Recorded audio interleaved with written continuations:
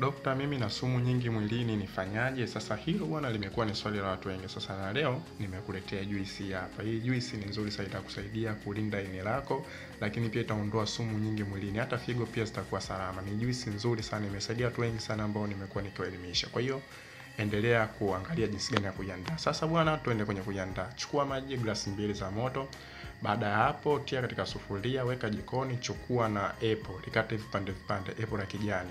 Likiwa limekatwa vipande vipande, chukua na tangawizi, mix pamoja. Baada hapo chukua mdalasini, lakini chukua na ndimu moja, kata zile zisitoke 4, mix katika huo mchanganyiko. Baada hapo tutaongezea na rosemary. Hakikisha huo mchanganyiko una mix pamoja. Mix pamoja huo mchanganyiko, na baada hapo sasa tutauacha uchemke kwa muda wa dakika 15.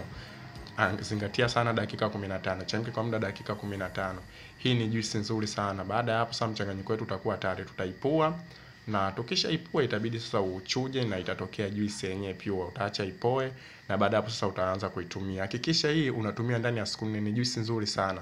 Itakusaidia kuondoa sumu, lakini pia itakulinda na magonjwa mengine mbalimbali. Save hii video, lakini pia share na like na wengine waweze kujifunza.